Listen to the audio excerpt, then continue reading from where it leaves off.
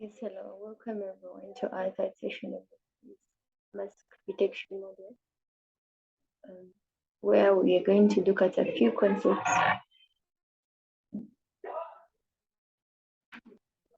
and the content will be the introduction, the problem statement, the data description, the AI agents and environments, the application of the informed and uninformed search in our model, and the accountability and its application in our model. Starting with a problem statement, as we saw it earlier, that failure to observe the rules of putting on masks in public places, to observe the operating procedures that have been taken up by different societies due to the high spread of diseases like COVID-19 and other diseases that are so deadly like Ebola and some other diseases, where the society came in and had to put in the operation procedures that the people should follow to prevent the high death rates.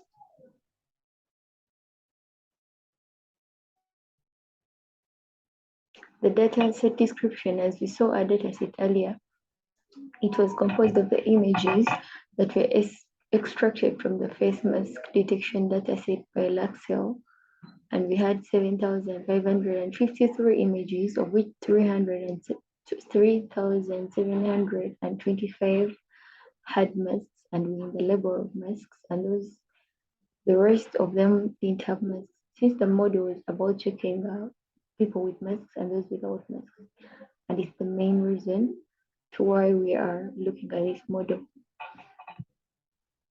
The AI environment and agent. The AI environment is looked at as a highly observable environment since we are having the CNNs, which those are the algorithms that are deep learning algorithms that deal with images that are in pixels, and these CNNs are embedded in the CCTV cameras that are found in those public places to that are found in these on those public places. In other words, every person that enters a public place is always noticed, is always known, and is always seen by the CCTV cameras, and therefore our environment is fully observable.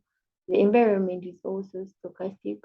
I think that the agent cannot determine the number of people who will enter with and without masks. You cannot know that our agent or our model will not know that these people are entering with masks and these people will enter with masks at this time and this time. So we shall have to take our environment as being stochastic.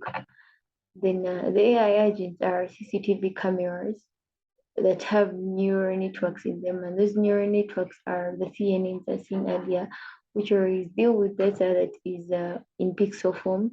And since we are dealing with the images are converted, most of them are in pixel form, so not even most of them, but all of them.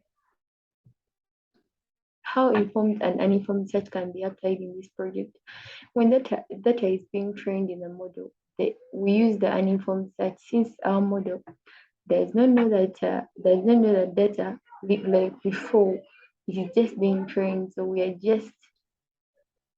don't know the goal. The model doesn't know the goal, whether we want to identify people with masks and we want to identify people without masks.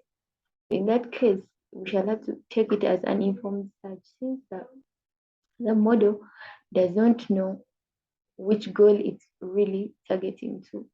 And we looked at when I'm talking about an informed search, we shall have to see that when you're making this search, you usually don't know the particular goal you're targeting to. It's like you're moving from here, but they've told you you've just reached Makerere and they told you go to Senate.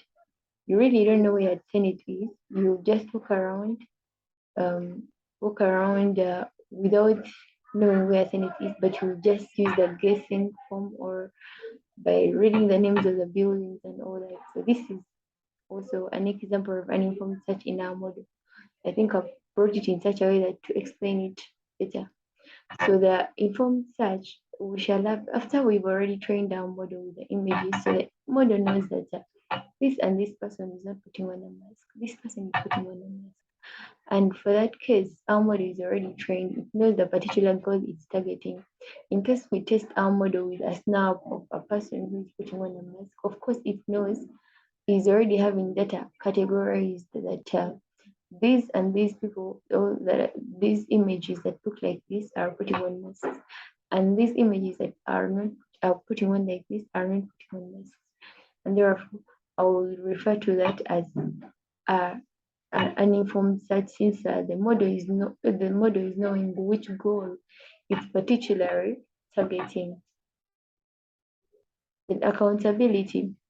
In this case, we look at accountability, or accountability, the capability of explaining and answering the one's action and is associated with liability.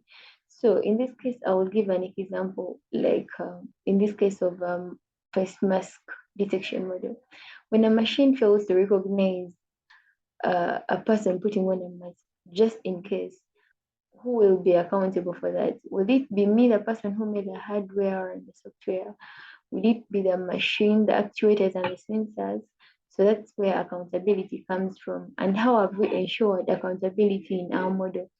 We've ensured accountability through the deep learning algorithm, especially the CNN that is used in this algorithm can explain the functions as it uses the CNN to read the data in pixels. So it is fully explaining the function. In case something has failed, we shall have to refer to the algorithm we use.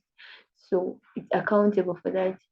And the vast data sets that have been used, like we've seen images at there are 7,000 and something. So it's quite vast, and this can ensure accountability in the system, whereby you cannot bring an image that will fail to relate to the majority of the images we use in our database. And therefore, we shall have ensured all the principles of accountability in our model. In conclusion, we've talked about the informed search, and we've seen it as an heuristic called an algorithm that is used when there is a specific goal, and we've seen the uninformed search, which is an algorithm used when there is no prior knowledge about the goal, and accountability would be the capacity of explaining and answering one's action by a model. I think I can give another example to understand accountability more. Um, in case I've made a car and it's an automatic car and it knocks a pedestrian, so is it the car to be blamed, or the the actuators and the sensors of the car? Are they the ones that are supposed to be blamed, or the person who made the hardware and software? So in that case, we bring in the accountability. Those are the references. Thank you for listening. Like, share, comment, keep in touch with Coding with Sahara. Thank you.